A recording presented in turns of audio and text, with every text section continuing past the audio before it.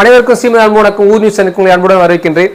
என்னுடைய புத்தக அறிமுக காணொலியில் நம்ம இன்னைக்கு பார்க்கக்கூடிய புத்தகம் உங்களுக்கு எல்லாருக்கும் பிடிச்ச புத்தகம். உங்களுக்கு எல்லாருக்கும் பிடிச்ச ஒரு கதாநாயகன். அவர் யாருன்னு இங்கே தெரிஞ்சுப்பீங்க. ஆதித்த கரிகாலன். இவரை பிடிக்காத ஒரு மனிதர் இருக்க முடியுமா? இவரை பற்றி தெரிஞ்சிக்காத ஒரு சோழத்தின் அபிமானி இருக்க முடியுமா? பொன்னியின் செல்வன் நாவல் வாசிச்சவங்கள இருந்து சோழத்தை நேசிக்கிற அனைவருக்குமே இந்த ஆதித்த கரிகாலன் ஒரு ஹீரோ தான். எனக்கும் அப்படிதான். என்னுடைய ஹீரோவை நான் எப்படி ஒரு படத்துல நீங்க பார்த்தா எப்படி இருக்குமோ அது போல இந்த நாவல் எழுதியிருக்கேன்.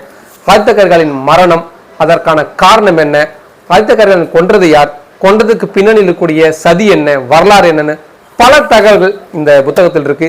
இதுவரைக்கும் எழுதப்பட்ட வரலாற்று நாவல்கள், ஆய்வு நூல்கள் இதுல இருந்து மாறுபட்டு அந்த வரலாற்று தகவல்கள் இருக்கக்கூடிய உள் பொருந்திருக்கும் பல தகவல்களை, ரகசியங்களை, செப்பேடுகளில் மறைந்திருக்கக்கூடிய பல ரகசியங்களையும் ஆராய்ந்து இந்த புத்தகத்தை நான் படிச்சிருக்கேன்.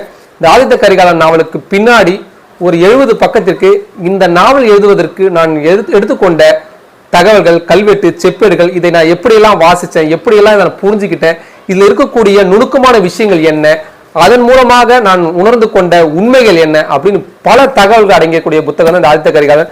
ஏதோ ஆதித்த கரிகாலன் ஒரு மாஸ் ஹீரோவா மட்டும் காட்டாம வரலாற்று தகவல்களோடு வரலாற்று பின்னணியில் மறைந்துள்ள பல ரகசியங்களை வெளிப்படுத்தக்கூடிய புத்தகமாக இந்த புத்தகம் விளங்கியது.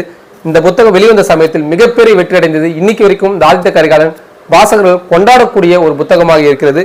இந்த புத்தகம் அனைத்து புத்தக கண்காட்சியிலும் கிடைக்கும்.